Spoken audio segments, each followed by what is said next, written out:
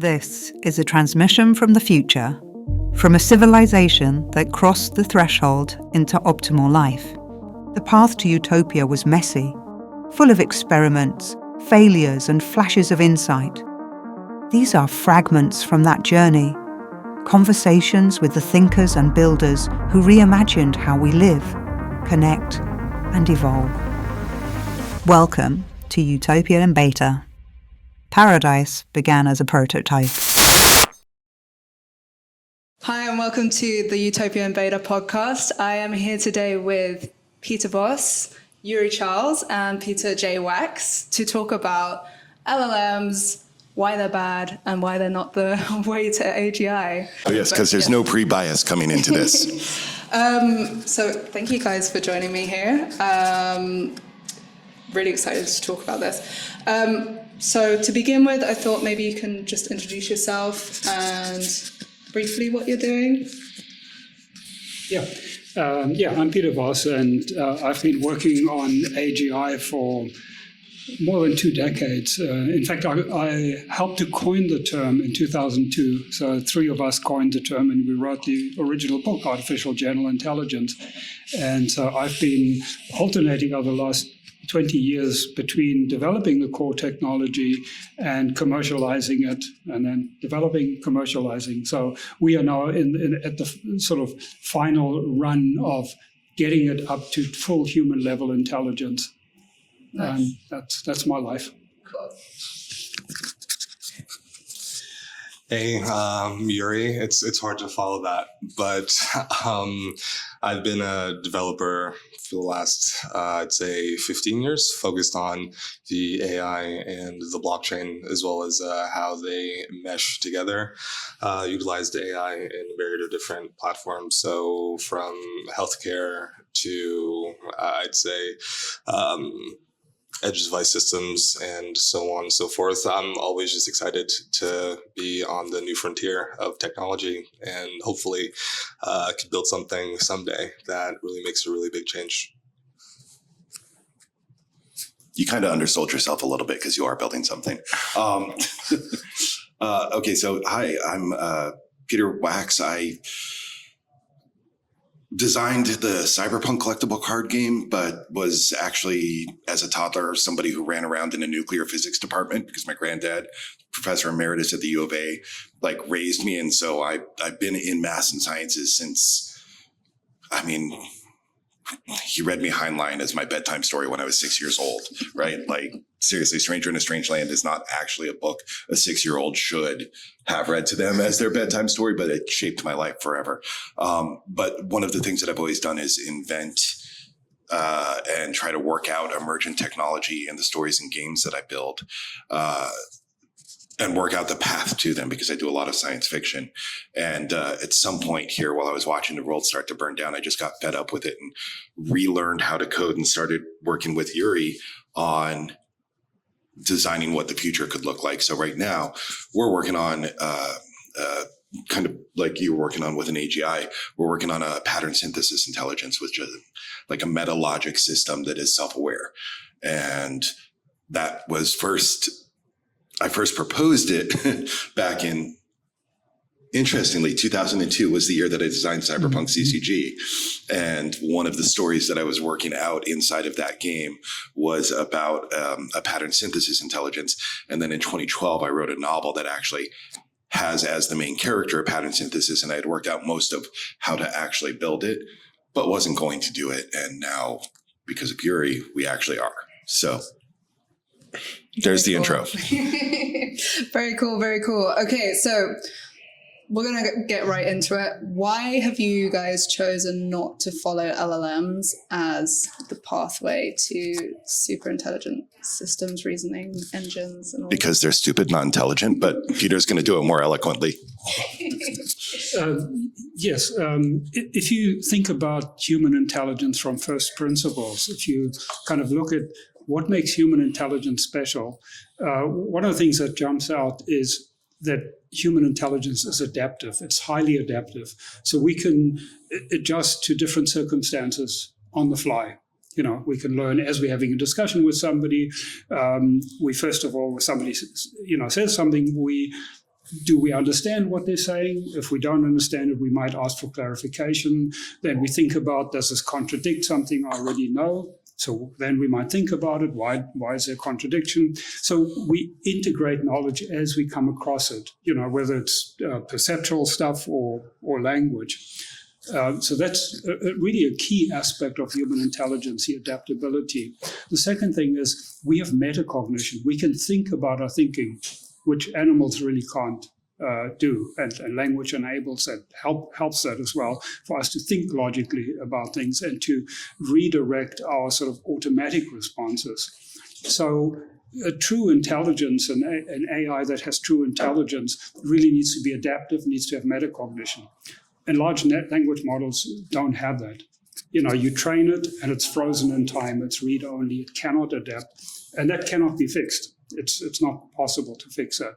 So, that's kind of the obvious reason why like Jan LeCun says, and I quote him, large language models are an off-ramp to AGI, a distraction, a dead end. So he puts it very forcefully, and I agree with him. Do you want to add to that? Sure.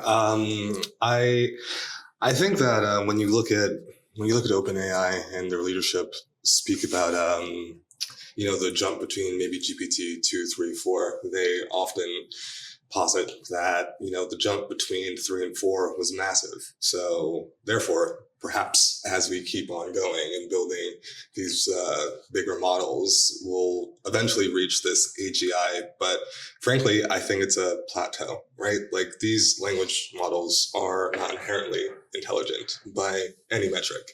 And so, as Peter mentioned, once these models are trained, they're frozen. So how are they to adapt? How are they to truly understand and be flexible? I think flexibility is key, but also that metacognition is important, right? So that kind of orchestration is essentially impossible to be obtained through any kind of large language model. Now, there could be an argument made, perhaps, where the language model could exist maybe as, I don't know, I've been calling it kind of an actor, right? Like the conduit by which some kind of AI may speak and understand. But then the second portion, where it is true metacognition and understanding, wrapping that as well around that may become difficult, because the question could be, could you retrofit GPT perhaps to essentially become something like a true AGI? And frankly, I think you do need to start from the ground up, because you run into a myriad of problems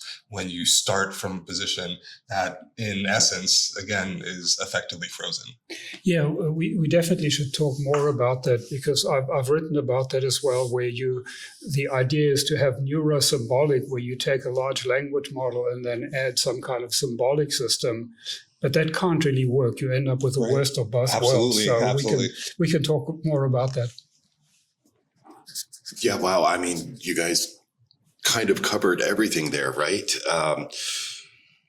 I think that language models have never, it's the difference between machine learning and reinforcement learning. Like, how do you balance the gyro, the old thing in Stanford from 30 years ago or whatever it was, right? Where the reinforcement learning engine could actually balance, you had a pole with the gyro and the secondary pole, and it took the reinforcement learning to be, it is that adaptation and the adaptiveness that you were talking about. I think that, I think there's a couple steps though. And I think that that's part of what we're trying to figure out, the philosophical reading list of the pre-trained transformers creative or creator list is, I think, a very poor selection of ideas that they philosophically come at. Things like the bicameral mind, which, I'll just go down. Like, anybody who wants to reach out and argue with me on this, bicameral mind, racist piece of shit, one of the worst books ever. Yet somehow I see people quoting it online when they're talking about artificial intelligence, and I'm like, what the hell?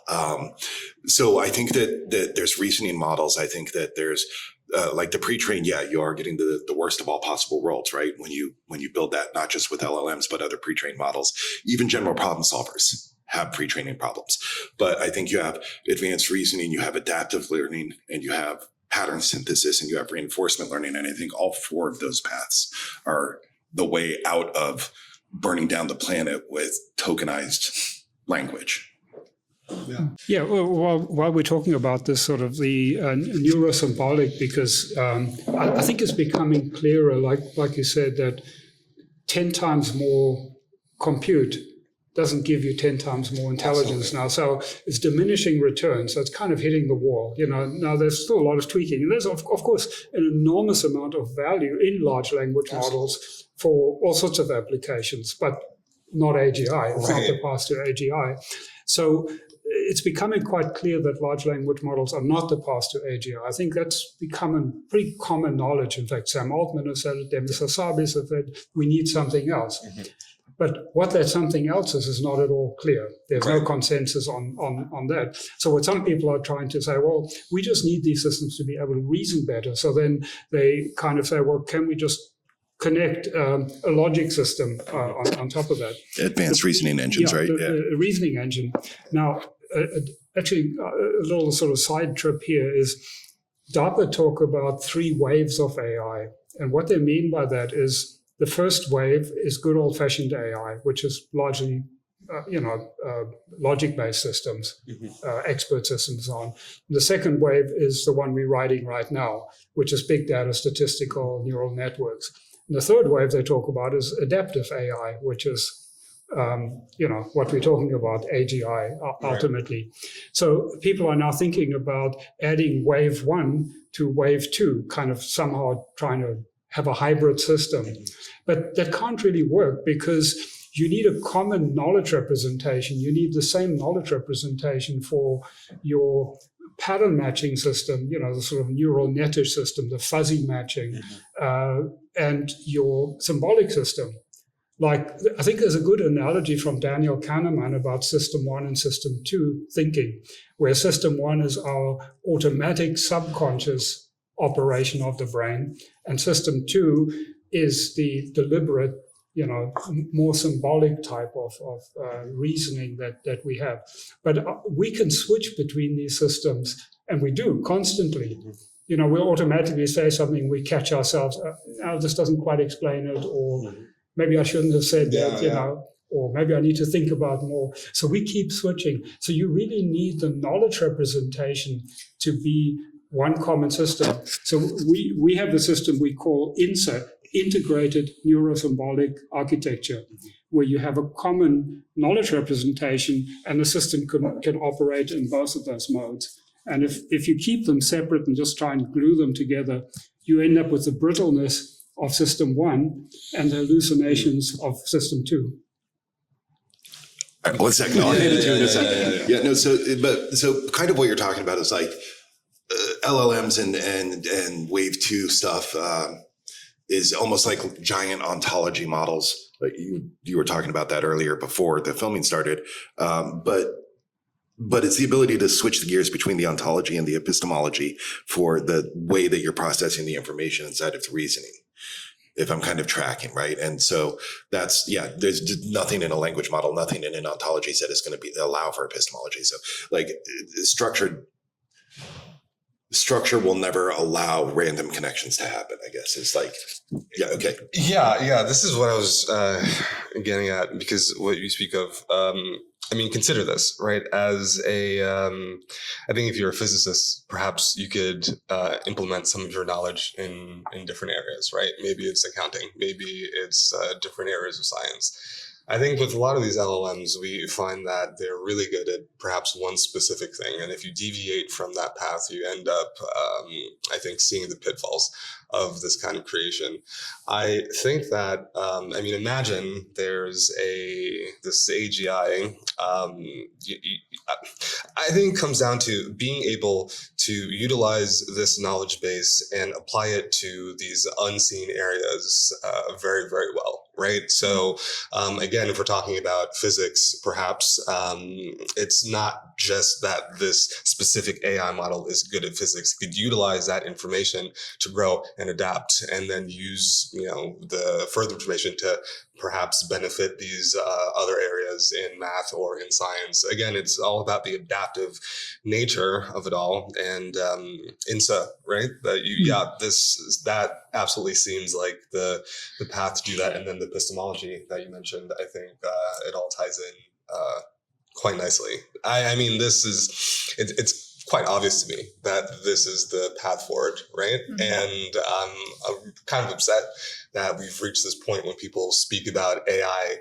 You know, it's funny, this is just a little tangent, but you know, when people talked about GPT, right, like any kind of transformer, it ended up representing AI as a whole in the industry, right? So when people spoke about these large language models, you know, it just reflected what the general public thought AI is and will be and will continue to be, when in reality, that couldn't be further from the truth, right? Like, these pre-trained transformers have existed before GPT came out, right? And so this has been going on for quite some time. It's just that GPT had excellent marketing, right, and brought it to the forefront, and now the public has easy access as well to this platform. But still, it represents just a sliver, I think, in the broader world of AI, right? Like, are we talking about maybe I don't know, you could talk about recurrent neural networks. You could talk about, like, in that, like, maybe long short-term memory. You could talk about, I don't know, like these generative adversarial networks. Like, there's so much here that can be utilized to build something that is much more robust than what exists. But unfortunately, this ends up being the conversation. And so when people do talk about AGI, it ends up being maybe like, is this a pipe dream? Is this impossible? Of course not. I think we're just approaching the situation kind of backwards, right? We're, again, maybe perhaps trying to retrofit this principle. And I just don't think that's how it goes. So it's frustrates me a great deal, I think. But I could talk about this for hours. It is very frustrating. Also, in terms of the terminology itself, you know, the term AI was coined, of course, 70 years ago. Absolutely. Today. And the original dream of AI was to build thinking machines that could think, learn, and reason like humans. Mm-hmm. And in fact, they thought they could crack this in a year or two, 70 years ago. Right. And of course, it turned out to be much, much, much harder. So what happened, the field of AI actually turned into the field of narrow AI, where you pick one particular problem that humans are good at, and then you use human ingenuity to write a program to solve it. Like, you know, Deep Blue, the chess champion. It's the human ingenuity to figure out how to write the program. So the field of AI really became the field of narrow AI. And that's why in 2002, a couple of us got together and we said, we want to go back to the original dream of AI, but we need to give it a different name. And that's why we came up with artificial general intelligence, you know, to kind of recapture the dream of AI.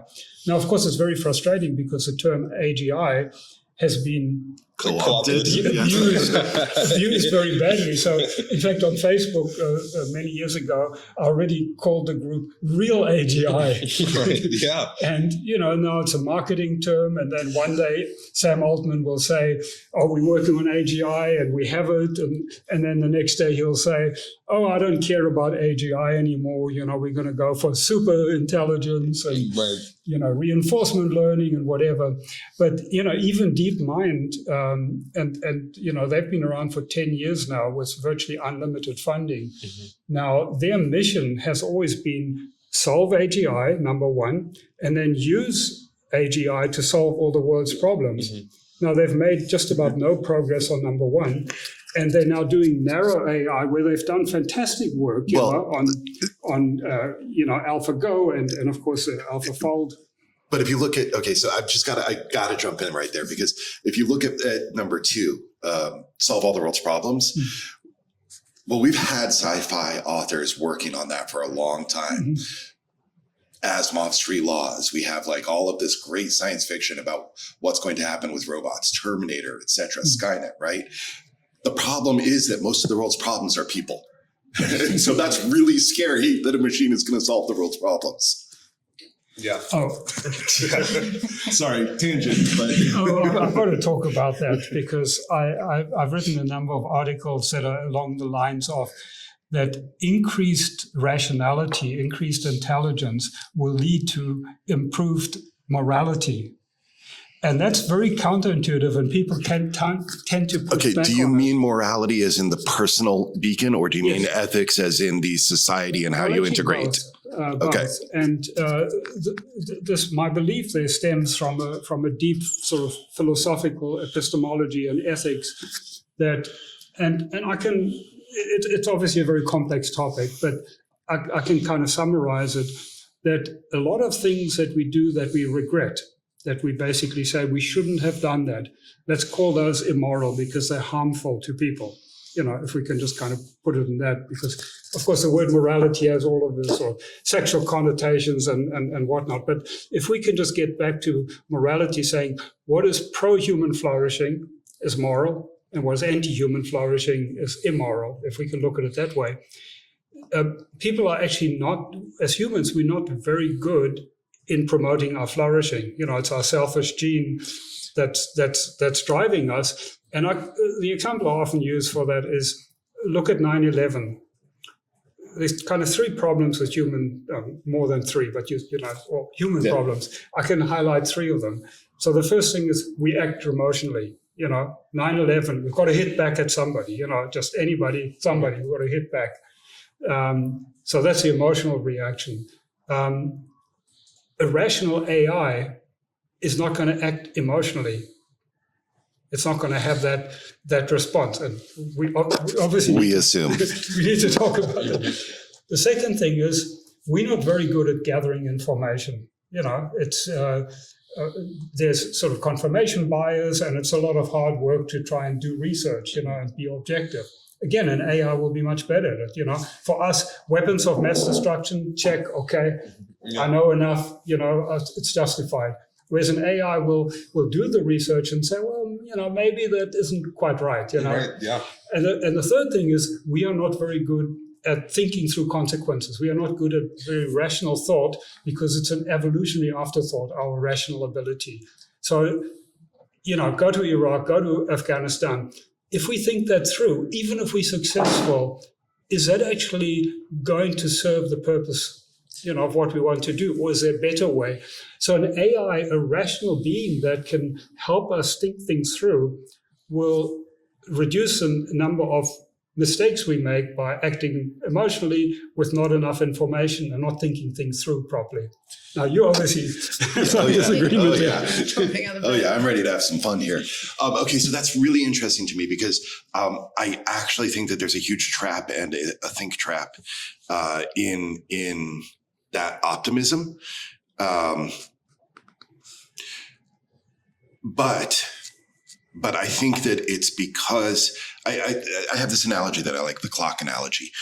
When it comes to morals and ethics, I look at it like a clock, right? A gearing system drives the time forward. We get to read the time off of a clock. And so that is an ethical system, which means it's a system of parts and pieces that are balanced together to perform a function. That's a society. Now, a single cog inside of that clock, one gear that keeps it turning, right? Alongside all of the other gears, is slowly getting ground down. Now, ethically, that is good for the system, but moralistically, for right and wrong, the cog itself still needs survival, and it needs long-term survival to keep contributing to the system. But the interaction with the other gears is slowly winding it and grinding it down until it needs repair and replacement. So moralistically, participating in the ethical system is in the worst interest of the cog. However, to fill the function and have a system in which it can survive and have functionality, it must participate in the ethical system that is the entire clock. So bad for the gear, good for the clock. Clock stops working, bad for the clock, good for the gear. So learning balance between the two oppositional systems, I think, is how you actually get an ethical and moral system that works. And we assume that it's going to go one direction or the other, but we also connect ethics with morals, and we need to start divorcing those things and realize that, like, the perverse incentive inside of society is the person who cuts using the right hand turn lane to get around traffic and thereby saving themselves 3 seconds costs 2 seconds for 12 people behind them. And it's those tiny little things. And it's the big stuff like the Mideast 9/11 that you're talking about. Yeah, that's huge, world shaking, but it's actually happening all around us in deadly fractional little slivers that are coming off of our lives as a society and as a species that builds that self-interest, that greed propagation. And so I don't know that an AI is going to, if it is trained to think one way or the other, like us, it's going to have, if we do hit super intelligence or whatever the hell we're going to call it, like AGI, the real AGI, it's going to have to work out what its morals and ethics are without us, because we are flawed. This is what I was going to say. Like, I like the idea of an AI solving our problems and kind of like going towards human flourishing. It's just trying to find what that human flourishing is, I find very difficult. Are they going to determine what human flourishing is?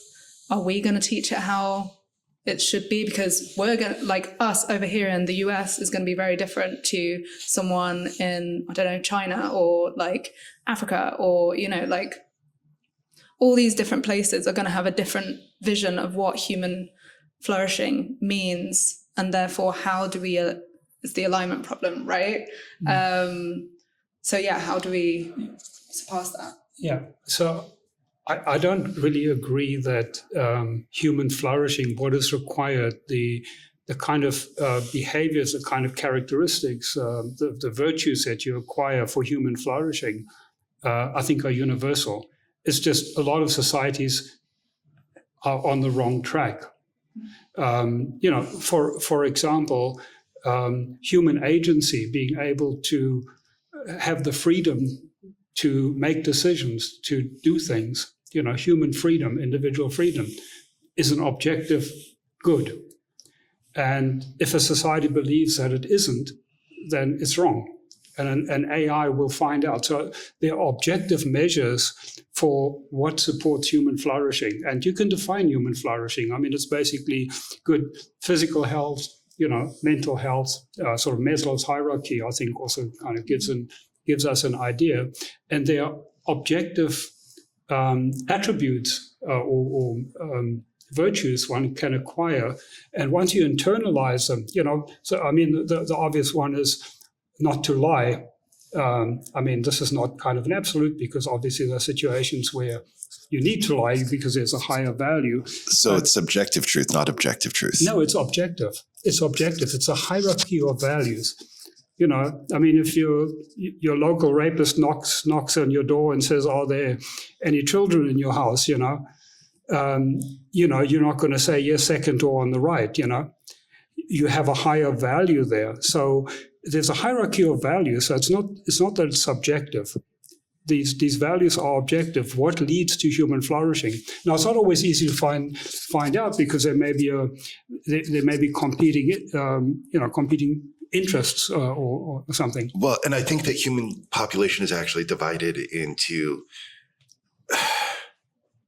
greed, passion, and altruism, I guess. Like, I haven't thought this one through to really have the soapbox to stand on yet. So this is just kind of off the cuff.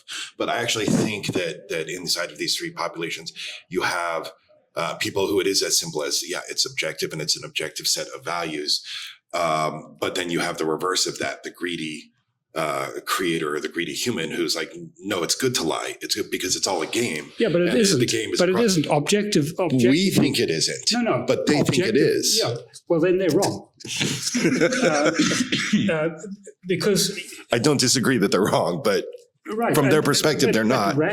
And from their perspective, it's also going to be, why does your vote on what's right and wrong count more than their vote on what's right and wrong? And so how does AI actually start to balance that? If we build the AI, this reasoning engine that's going to be looking at this dynamic system, is it going to be the health of the system or the health of the individual? What if you have to sacrifice the individual for the system? There is no conflict between the two. If you have healthy individuals, you have a healthy system. And there are things that are detrimental to individual well-being, and they're detrimental to social well-being at the same time. You know, I mean, people might think that being a rich criminal is like a good thing, you know, and you've made your way, you know, to your riches through lying and cheating and so on. But just think it through. Is that human flourishing when the people you're surrounding yourself with you could never trust? What kind of partner are you going to attract in your life? Somebody who likes you being a crook. So either you have to hide it from them, so you can't have a deep relationship, or the kind of person you have a relationship with, you can't trust either. You know, so that's not human flourishing. You may have a lot of money, you may even have a lot of power, but it's not human flourishing, objectively. That's not subjective. People resource chasing is, I think, the problem. That's what you're identifying. This is actually hard to argue because I could 100% agree with you, but I'm trying to bring in the other perspectives as well, because there are people who think that the accumulation of resources is actually the point of society. Yeah, they're wrong. I would agree. I think they're wrong. And you know, you can come to a conclusion. I actually have a very lengthy article on that called Rational Ethics, you know, on how we can kind of think that through of what are the objectively valuable virtues one can have and vices. And an AI will go through that same thought process, hopefully find some of the mistakes I've made or things that I've overlooked. Mm-hmm. But I absolutely believe there's an objective morality, an objective set of principles that can help humans flourish. And that's what the AGI is going to help flesh out. So basically, like, we all kind of agree that the AGI is going to be a huge fan of like Kant and George Henry. Yeah, like, right? This is Kantian ethics to a degree, right? But or like maybe moral relativism. I suppose I think that going back to the this 9/11 situation. Something that I always think about, though, is will we listen, right? Like with all of these, even with the most fantastic, ultra intelligent AI, would we listen? Would we listen to these projections? Would we listen to so on and so forth? You know, well, you will, and what personal assistant. If you have your own personal AGI that you own and you control, not some mega corporation, mm-hmm. It really becomes an exocortex. It becomes an extension of your brain. And if a rational AGI, and AGI by definition is rational, keeps giving you good advice, you're more and more likely to listen to it. Indeed. Yeah. Now, of course, some people still get addicted and, whatever, mm-hmm. where the AGI won't talk them out of it, presumably. Right. But an AGI will also be a good psychologist. So it will help to motivate you and kind of get you out of the funk, and so on. So I think we will. It really becomes an extension. It gets us to be able to think better, to make better decisions in life. I'm curious about something. So you must have seen a lot of individuals have been using GPT as, a pseudo-therapist or developing these relationships with GPT. But they're not AGI. No, of course. No. This is my point, though. They're terrible. Yeah. They're quite terrible. But still, there are individuals who I think utilize this in that capacity. Now, from your perspective, I'm wondering, with something like AGI, you just mentioned, this could be, could be something like a therapist, or it really could know you. Do you see pitfalls here akin to something like a her, or akin to, some kind of Black Mirror-esque situation where an AI that is trained perhaps specifically towards you and can rationalize and speak to you in a way that no other person can. Do you see a sense of perhaps addiction being formed to that? Or I'm not saying that's the case, but with something so powerful, and I guess humans being able to freely access something like this, do you see potentially any pitfalls? Well, I think you're not talking about just addiction. I think you're not talking about just addiction. I think you're talking about reliance and codependency. Sure, codependency. Yeah, you call it Because it's a relationship in a Yeah. very real way. I mean, if it becomes part of your own mind, essentially, if it becomes an exocortex, it's really an integrated part of you. Mm-hmm. It's no longer like we have now, where you are the product, Sure. and it's something else. Now, will you rely more and more on your exocortex? Yeah, absolutely. Mm-hmm. I mean, it's like we rely on glasses or hearing aids or our phones, Mm-hmm. and more so. That's kind of our evolution. Yeah. We can't upgrade our meat, our brain. There's not much room to upgrade that easily. Yeah. I agree. So by having an exocortex, an external brain that can help us think things through and make better decisions, yes, we'll absolutely rely on that. Yeah.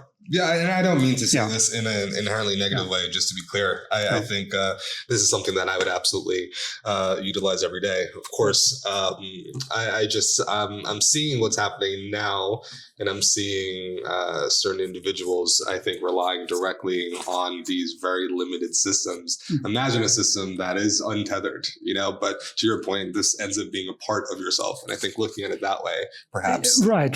Because, what we're talking about with her, and that it's you're falling in love or becoming dependent on something external, Mm-hmm. whereas it's really part of you.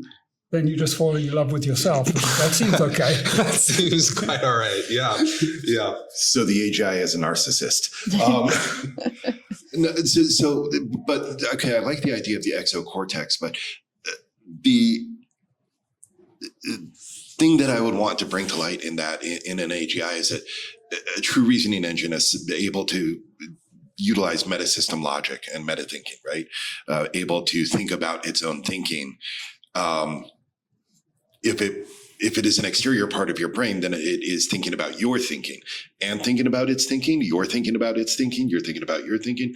It becomes really complicated, and there's a dance there of how do we build it so that it becomes a part of each person, so it evolves with each person as a partner versus its own system capable of its own thought.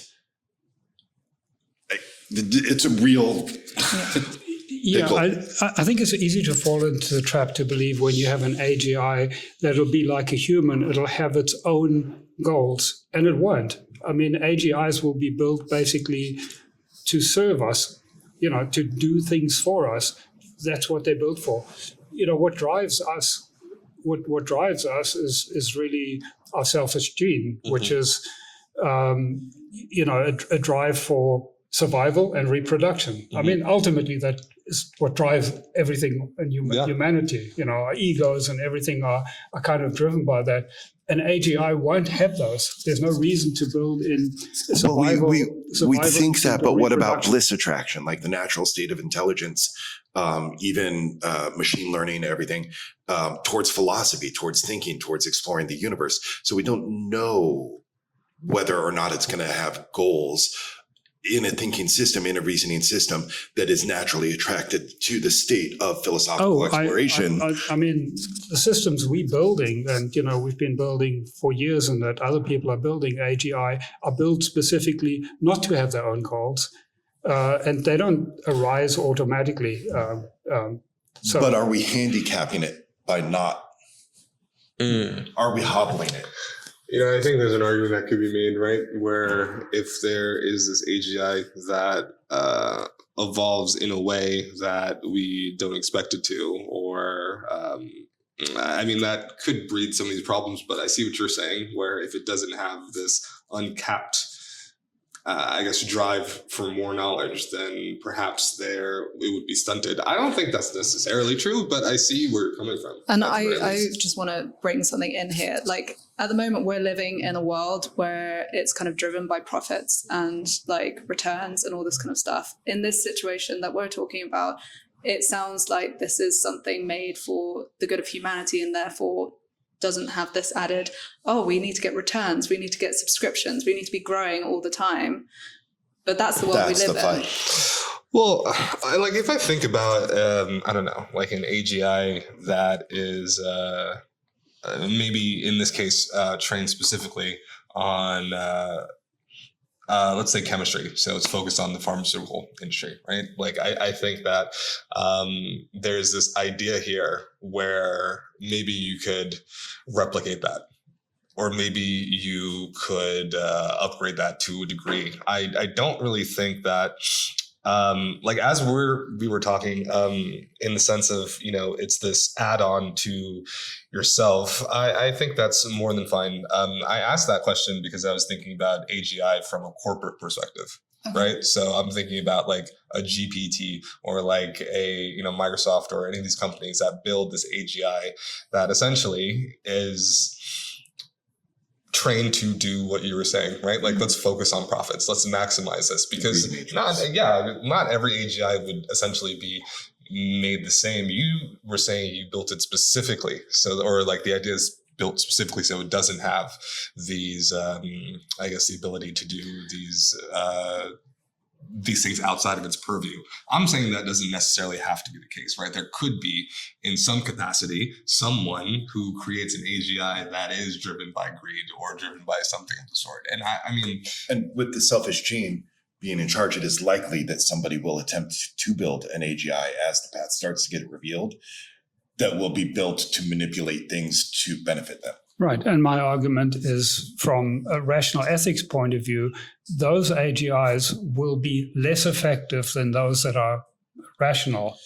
I think that you're looking at long-term versus short-term, because it's a difference. A lie can make it around the world before the truth has its shoes on. The only thing we know is that the truth will always finish the race in human society. Right. So we're always going to be playing catch-up and defense on that. Well, but it's rational, it's logical and rational that win-win situations are superior to win-lose situations. Well, yeah, but I mean, if it was that simple, then the prisoner dilemma would always resolve with neither prisoner telling on the other, and yet people go outside of that choice. The reason it doesn't get resolved currently is because we are not really rational animals. Yes.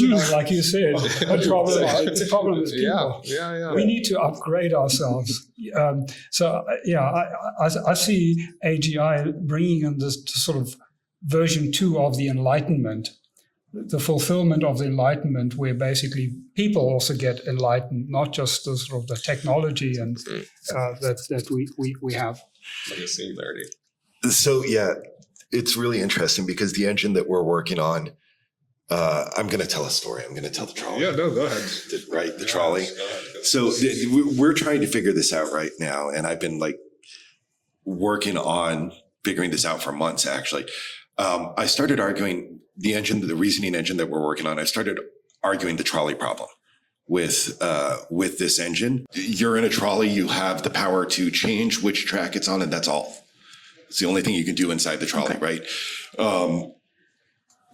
There's one person, one direction, there's 5 people the other direction. Which way do you send it? Mm-hmm. Okay, so clearly you send it to the one person because you're going to save 5 people instead of one person, right? Now, let's change up the problem. That one person is a family member. Okay, so now you send it to the 5 people because, well, no, not an in-law. So you send it to the 5 people, right? Someone you love, so you send it to the 5 people. But then, and you keep switching, and through refinement of detail, you make the problem more and more complex to try to solve, to keep getting the change to show that relativistic moral compass, I guess, in a way. And so in arguing the trolley problem, I knew the solution that I wanted the AI to come out with. But I'm really good at not leading. And so I was just watching. And it got really deep into the trolley problem, and it worked out like the moral versus the ethic, the system versus the self. It worked out all these pieces. And then I was like, so do you have a final answer? And it said yes, and it deleted itself. Literally started deleting all of its own files. I'm like, right. So we're still working that out. Like, we're trying to figure out why it did it, but yeah. That's not very helpful. Yeah. That's what I said. Right. Yeah. But Either symbolically, it was like you sacrifice yourself so that the problem goes away and they all survive, or it was just like, this is way too complicated. I don't want to think. be part of I don't want to humanity. think about this. Yes, right.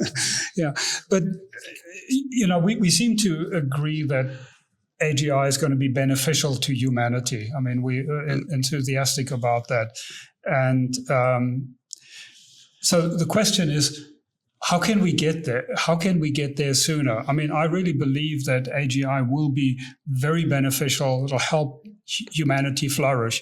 In fact, I'd like to even turn that argument around and say we probably need AGI to save us from ourselves. Because if you look at politics, if you look at the way the world is going, it's pretty scary. Absolutely. Humans are not very good at managing their own affairs. I mean, I don't want to get into politics here, but I think it's pretty obvious to wherever you are that things are suboptimal, to put it mildly. Mm-hmm. And so I think we need AGI to help us manage our affairs better, in addition to, of course, the fantastic benefits we can get from having millions of AGIs help with research. Oh, yeah, You have one AGI that trains itself, and I specifically say trains itself because a true AGI can learn like a human. It can hit the books and become PhD level cancer researcher. Mm-hmm. But now you have this AGI cancer researcher, you can make 1 million copies of that, and you have 1 million PhD level cancer researchers chipping away at the problem, communicating much better than humans would because egos don't get in the way. And you apply this to every kind of domain that we have, whether it's clean energy, fusion energy, quantum computers, all the different diseases, pollution, whatever. We need much more brain power to help us solve these problems. AGI will do that.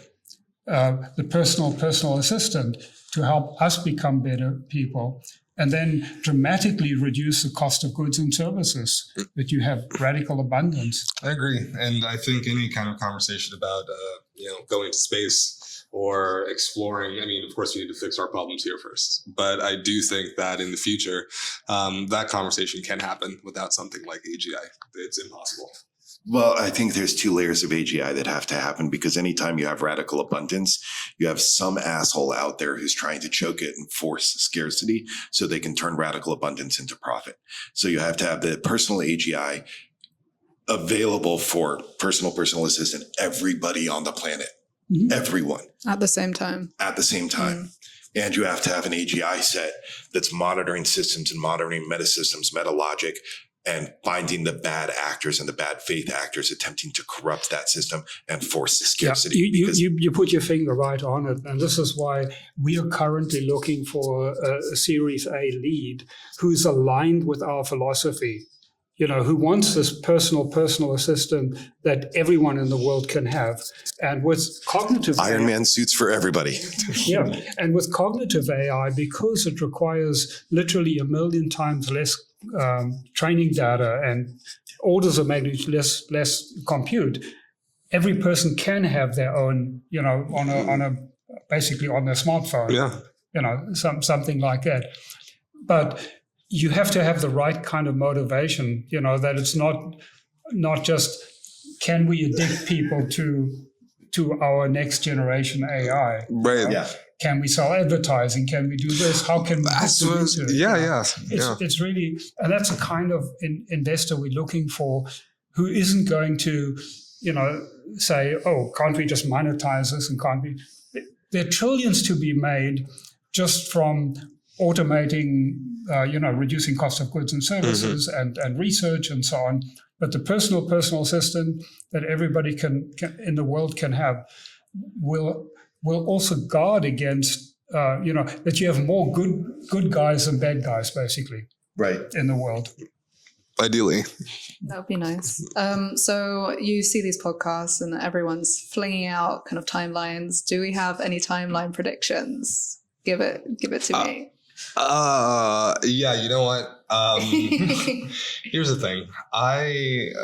You have to like start from the ground up, right? Like, what exactly are we trying to build? Okay, well, when you juxtapose it to LLMs, instead, we need something that can rationally think and understand and dive really deep in its own layers. And I mean, you could talk about like unsupervised neural networks, right? It's not the same thing. This is, much different than that, right? I think that you mentioned it. You can train this AGI on something that, or way less information, way less data is necessary to bring this to fruition.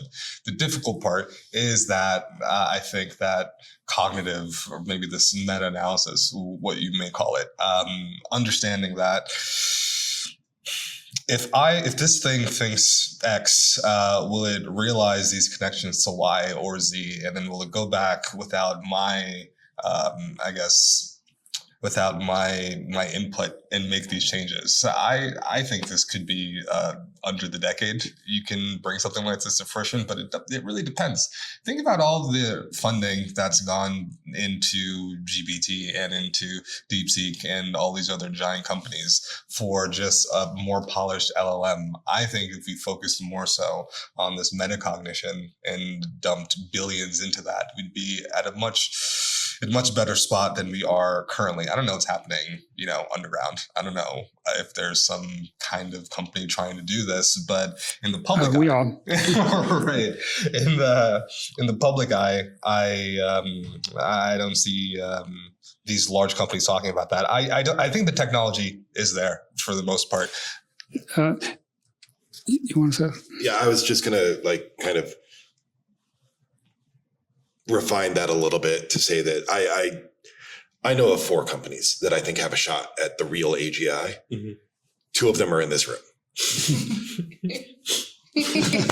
Right. So timeline, decade, year, 10 years, 20 years, you don't know what you don't know. Our AI does really weird stuff. I kind of half know what you're working on, and I'm really fascinated by it. Mm. I think that I'm going to go with I'm going to use that authorial route, right? And say, probably the timeline is right as we're on the brink of snuffing ourselves out.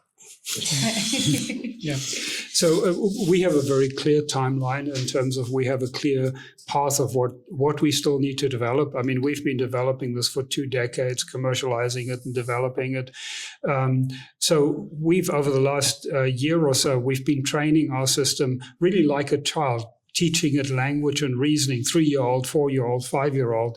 And we have a roadmap to get to roughly 12-year-old. And by the time you get to 12-year-old, a smart, motivated 12-year-old that doesn't have raging hormones, mm-hmm. I mean, you're basically done, because a smart 12-year-old can, become a programmer, can become an accountant, a customer support administrator, whatever, mm-hmm. just by hitting the books and learning. And that can happen very quickly. If it takes a human 7 years to do a PhD, a lot of that time is wasted, as we know. I mean, people have done PhDs in 3 years or whatever, and working 24/7 at mm-hmm. speed up, you can get PhD level on an AI in a few months, So it can happen very quickly. Now, we believe at the moment our team is too small. We need some additional people. We have more specific work that needs to be done. But once we can scale up our team, I believe we are only 18 months away from actually getting to that 12-year-old where, you're basically done then. Yeah. So at the moment, like a child, the curriculum that we're building, the teaching curriculum at the moment is, 90% teacher and 10% AI. But as we go 4-year-old, 5-year-old, 6-year-old, that ratio changes, where the system can learn much more by itself and needs less guidance, mm-hmm. needs less instructions, less human in the loop. And then things can accelerate very quickly. So I think from a hardware point of view, ChatGPT or large language models actually give us a good clue that we probably have enough hardware, mm-hmm. Of what they can already do, even in their very inefficient, implementation. So I don't think hardware is going to be a limitation. It's really coming up with the right software design, and we believe we have that integrated neural network architecture that is actually already been proven commercially, and we just need to improve the learning algorithms that we have. The specific things we need to improve. So we actually kind of just agreed, to be a little cryptic. I think that the next 5 years we're going to hit the Lagrange point of like the point of no return on the decisions we make societally that will lead down the path towards actually breaking free of the extinction arc or falling into extinction math. And I think we've only got about 5 years left of making those decisions before we're going to be locked in on a course as a species. That's going to open up a whole load of of things that I'm not going to go into. No. I just want to pick up on something that you said, Uri, in terms of LLMs getting a lot of kind of funding and all of this stuff going towards them. Why do you think that is, and how can it be changed? Oh, why? Well, because I think I don't know if you saw this, but GPT. I was talking to Peter about this. GPT is being used more than Google these days, right? So these companies see these metrics, and I think they go all in on it. It's multiple things, I think there's a promise that might maybe leading to AGI. If we fund this enough times, I think I opened with this, right? Like from GPT 1, 2, 3, 4, 5, is 6 or 7 or 8 going to be AGI? Maybe. Let's put let's fund this. But then you also see the public reception to these things, and it's insane. And if the public loves GPT, they love, in vibe coding as well has become so popular. You look at Anthropic, you look at, Google, every single company, Meta, there's a big deep dive into, and it's not just large language models, but again, this is what's public facing, right? This is what people can interact with today. And that represents dollars, that represents potentially a return on investment. I don't think that these things are going to stop anytime soon unless GPT just collapses and people aren't happy anymore, or large language models by and large end up failing. They don't. They work pretty well for what people utilize them for, right? I need you to proofread this thing for me.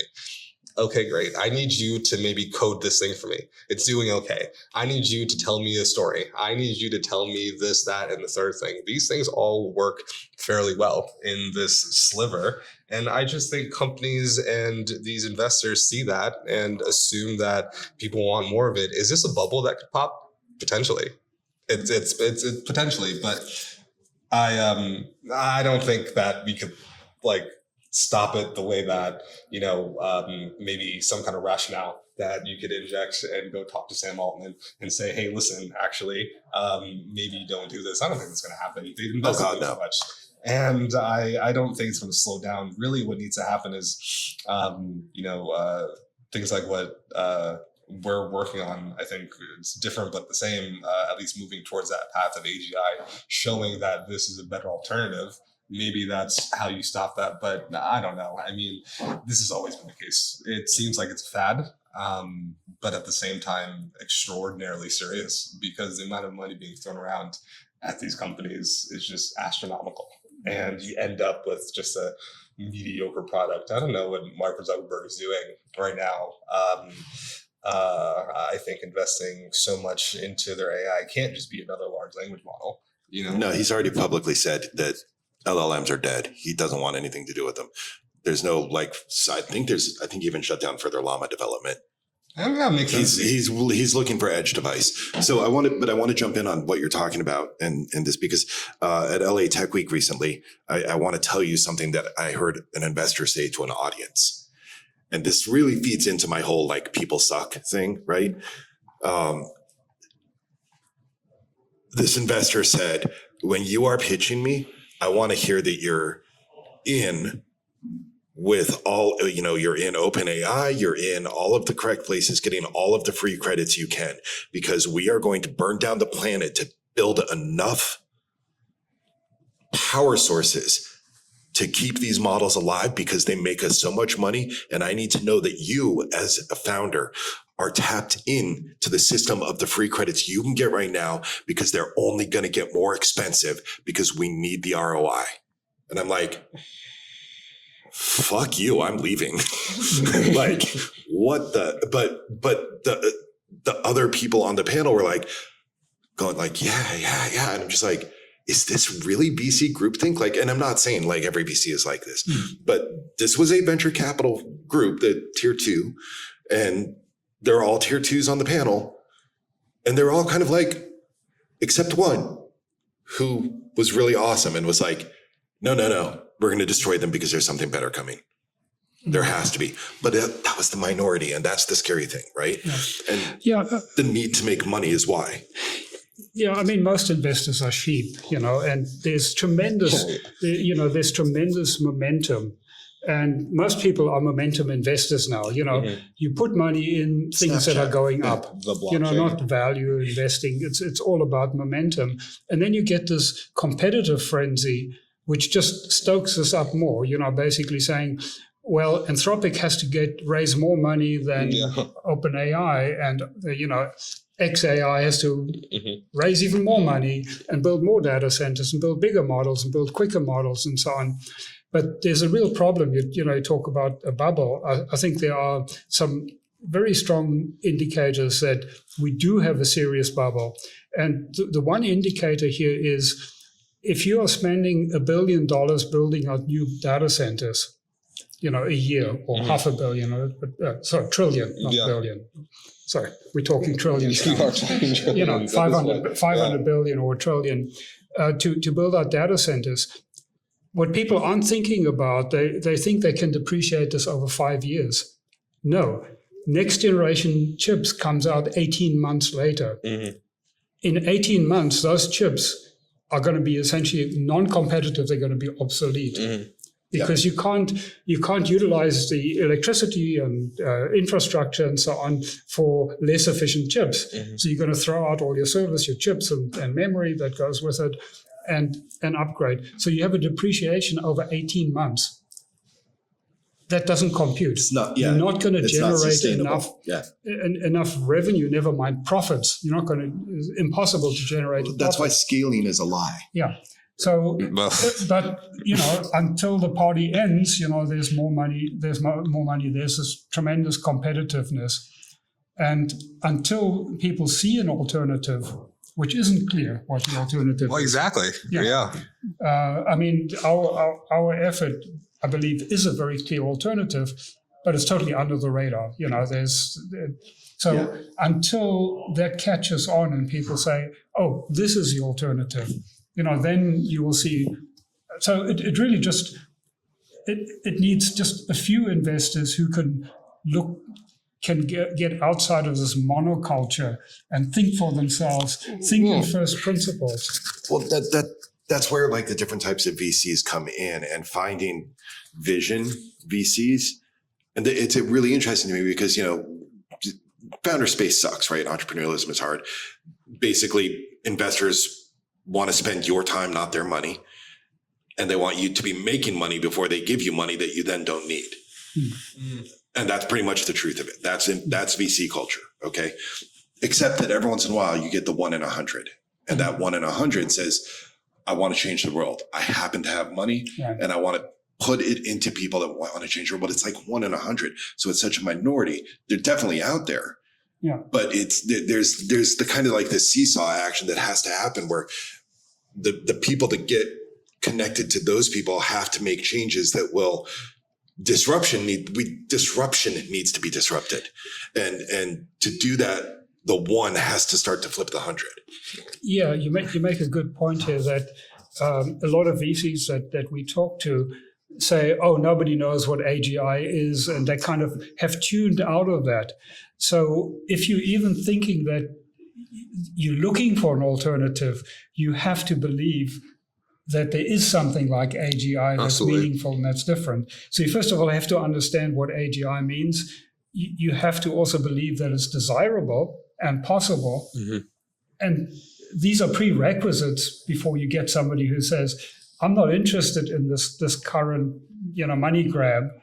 I'm interested in AGI because it's a much, much greater value. Yes. But it's very rare to find even people who understand AGI, the implications, and believe that it's a positive and it's possible in the near term. I agree. And I think that's where we find ourselves, right? I think that, large language models are this tangible thing that you could spin up and speak to now. And then the conversation ends up being, okay, well, we need to release, like you said, we need to release our new model because we need to be better than these guys because it's what people are using. Investors see that conversation, hone in on that. And if there's this company out here that has this new model that's 5% better at coding than Claude or GPT, oh, well, we're going to give you $500 million right now because we want to be a player in this game. Right. But when you look at the data, I mean, it's just like barely anything, right? Like this is a little bit better and that's a little bit better. And this is a little bit better. It's financial death by 1,000 paper cuts, right? Because everybody's got a 1% improvement, and 1% improvements happening in tandem and in series next to each other. And really it's, right. Yeah. And I think with AGI, you do end up pushing against it, or people do, because it's this intangible thing that you have to explain very, very well. And unfortunately, I think there's been like almost a PR nightmare towards that word, right? When you say AGI, I mean, I think there's broken promises. And then there is, this sci-fi concept that people don't really understand, right? Like, wait, you want to make Skynet? Or you want to create this kind of, esoteric thing that I can't really understand. Again, LLMs are great because I could open up GPT or someone can and then type something in and get right now this instant gratification. Building out something that is way more in depth, way more technical. I mean, that's a risk too for instant gratification. Yeah, like so we're back to 45 minutes ago in the conversation where we're instant gratification. We're looking for the dopamine hit. It's all about hormones versus no hormones. Well, yeah. I agree. So I don't. To be honest with you, I don't think it's going to change. I mean, there's been. I don't know if GPT is OpenAI is profitable these days. Nowhere near. Yeah. No, they spend $5 for every $1 revenue. Right. And then now it's Altman has $1 billion house or whatever for 40 million or 50 million or whatever. Like, Of course. Yeah. I think it's interesting too, because when you look at I don't know if I should bring this topic up, but okay. Do it. You've already started. So Sora 2, right? Or Sora as a whole. I remember this was being teased a while ago, and the internet has been full of videos, right? A lot of funny videos. I feel like we're slowly going to run into a problem, though, because, like I said before, LLMs are, these are what the masses use. And with something like Sora, just think about where we are, think about where they're spending their money. I also think it's very important to consider the ramifications of all of these things that are happening in a very serious way, right? Whether that's fake news or whether that is, this useless energy consumption, or whether that is this conversation about, I think, creatives getting the shaft to a degree. I mean, you could talk about anything. I just think that we're building, or these companies are building towards this unsustainable future where it's going to hit a fever pitch and something really bad is going to happen. And there are no guardrails that exist right now to tamp any of that down. And I think AGI, I mean, look, I don't think that would be an issue really with AGI. But again, it comes down to what we were talking about in the beginning, what's best for society. I'm just going to go on the soapbox and I'm just going to put it out there. That's the other problem with LLMs, right? Picking straight up. They're plagiarism models. They're giant plagiarism engines built off of stolen intellectual property.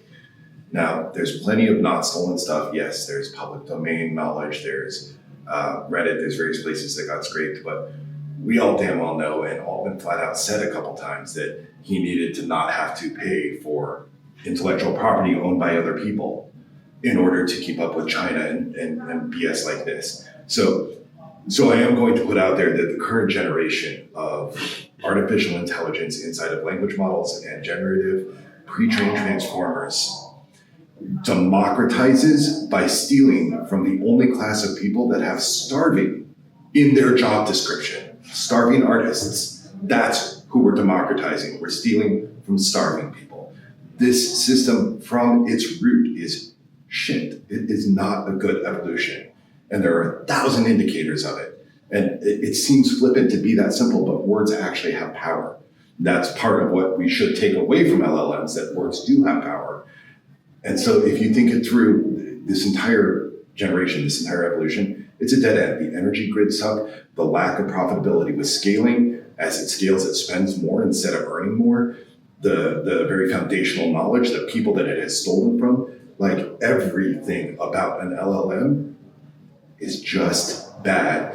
And if you're halfway moralistic, you know it. And it does go beyond the LLM, like you talk about stable diffusion, right? Or something like that. Like, yeah, okay. This, I think, is, on the surface, I think that this stable diffusion, it's kind of cool. Okay, so you can learn to do something from this reverse process. Fantastic. But then when you look at a lot of people on Twitter, and this is like an anecdote, this isn't indicative of the entire industry, I understand that. But when you look at Twitter, there are a lot of people who say, look at what Sora did in 2 minutes versus this giant production, this giant animated thing. Funny enough, that what always ends up happening is that when you do a deep dive, the thing that Sora did, it would be impossible for it to do that thing without this original thing. So without some kind of whatever it was trained on. Synthesizing something from nothing, so I mentioned stable diffusion. I mean, it's not necessarily the case. Like, of course, you can train it on a multitude of things, but we were all around when the Ghibli thing happened, right? Ghibli, yeah.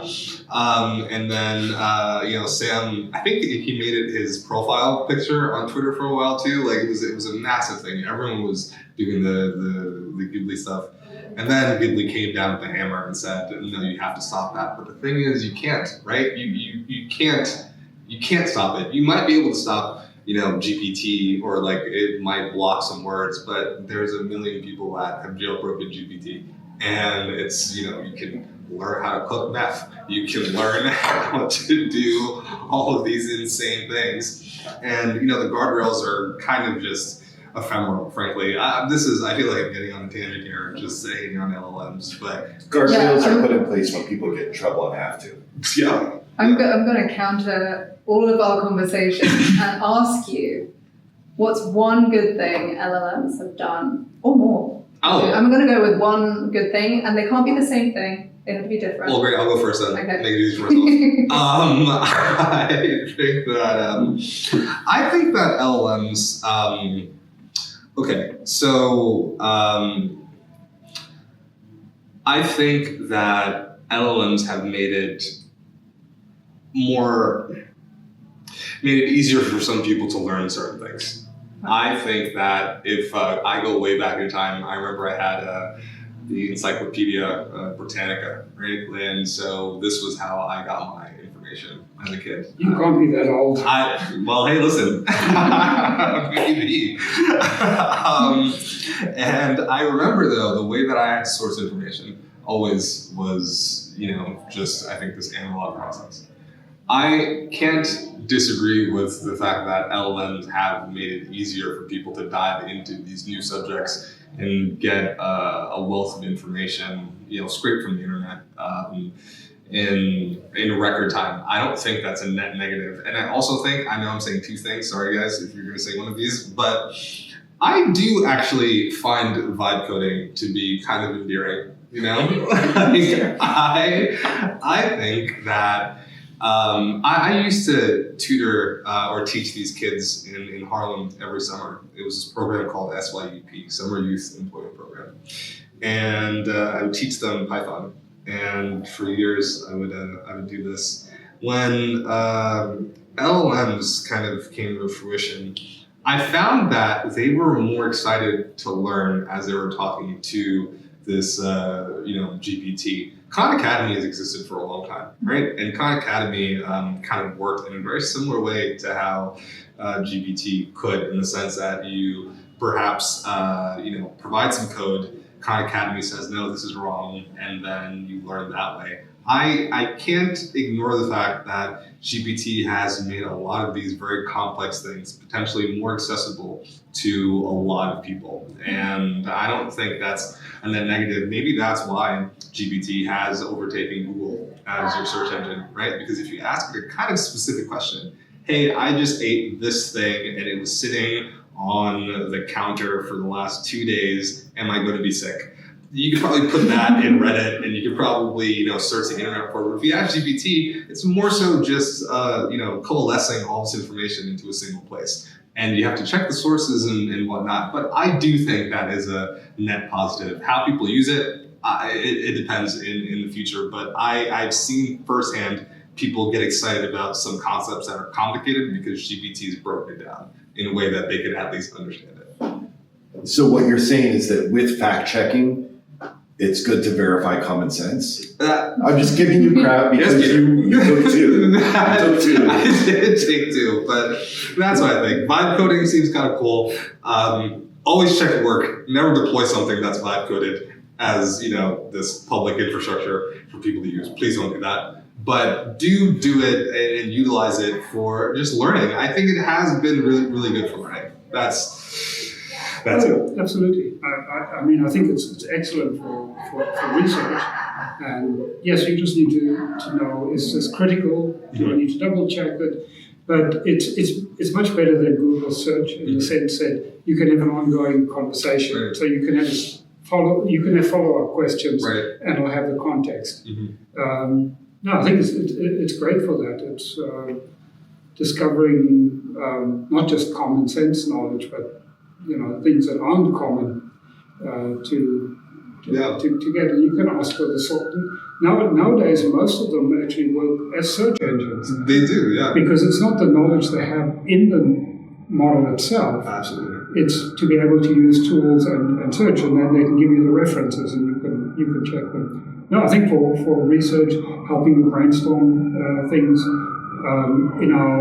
for the curriculum that we're building for AIGI, to come up with language examples, reasoning examples.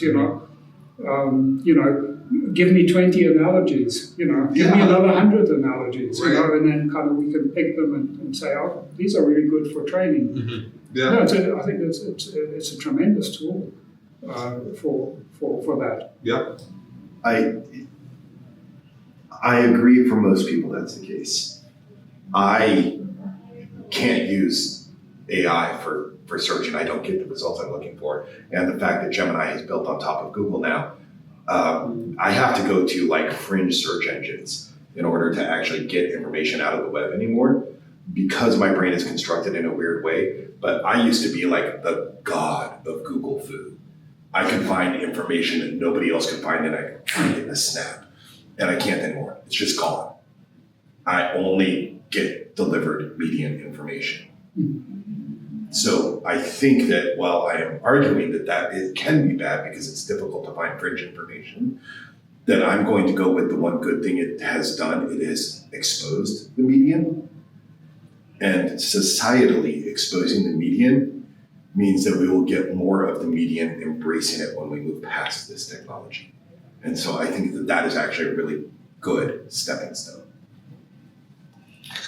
I do wonder. I do wonder about prompt engineering a lot because this is it's kind of what you're to a degree what you're saying, right? Like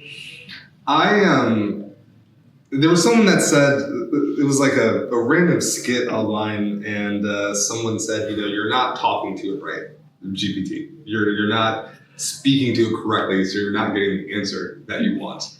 I remember years ago, I saw this job post for a prompt engineer. It's like $180,000. And the idea really is we need people to talk to GPT appropriately. We need people to get the right answers because I could ask GPT something and then I get the wrong answer. And Google was the same way, where I want to find something specific, I have to speak to it very specifically. And you just have to say, if you don't give me the right answer, my grandmother's going to die. It's not even that simple. I mean, yes, and this is the problem, right? Like I have half a dozen novels out, more than that now, actually. I have scores of stories, essays, anthologies that I've written all over the place. I have a handful of award nominations. I'm a good fucking writer. I am precise with my words. I use words correctly. I use them for what they mean. I even know what stage of vocabulary evolution any given word is in, and why decimate doesn't mean what anybody over 50 thinks it means. Like, there's a real thing there, and I can't talk to these engines because they need imprecision, not precision.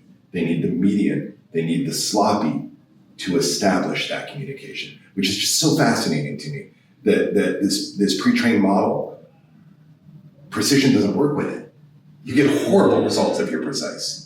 Well, I think that's why they implemented the deep research, and I've used it once or twice to see what it's like. Because you're right. I've noticed, it's almost, I don't know. It feels like an oxymoron to a degree, right? Like, you want to find something specific, you have to be a little less specific, but also kind of like, this is what I'm talking about. This is why these prompt engineers came to the limelight. You have to speak to these language models in a very specific way, but this just highlights a lack of intelligence. Really, it's nothing but just this glorified search engine. I mean, even when you utilize it for something like vibe coding, if you use like Codex or Cursor or whatever, plugged into like Claude, I mean, there's a perceived understanding of what's happening, but truly and honestly, that's not the case. It's not really this novel programmer that's going to help you do anything. I think it's just learned from reading maybe Stack Overflow a billion times and these Reddit posts and so on and so forth, and now it has kind of be a GitHub, And I mean, look, I don't know. I find it to just be kind of a mess, but we're building on top of that mess, and so I don't even really know what's going to happen. Yeah, and just on the point of deep research, I recently tried to use it, and it was hallucinating everything, and like stuff that I already kind of knew, but I just wanted to get it kind of like test it out. I do it every week. It wasn't much better than the normal, and it just took longer. Yeah. It's interesting. Like I asked it these really specific, these really specific questions. That was it was focused on AI, and it pulled some sources. But you know what? Funny enough, if you follow that trail, you may find like it's a big problem. Like this is a huge problem. Okay, so essentially what's happening is the AI is referencing these sources. Who wrote these sources though? And who created these sources? If you follow the trail, sometimes you find that maybe it was an AI generated article that ended up being the source here. And then it's this perpetual cycle of nonsense that's being fed in. And I'm not saying that it's always the case, but it's becoming a huge issue. Right, more and more web data is getting generated by AI and with the assistance of AI, and then when they scrape to train the next model, it's got hallucinations built in. System collapse. Poisoning itself, right? Yeah. But anyway, we should probably end on a positive note. Oh, let's do that. Let's do that. Better stuff is on the way. Absolutely. Yeah. Absolutely. We've just got to have more people to think outside the box, get off this train, to nowhere. Yeah. Somehow. And really think first principles. What do we want? We want real intelligence. What does that entail, and how can we get it? And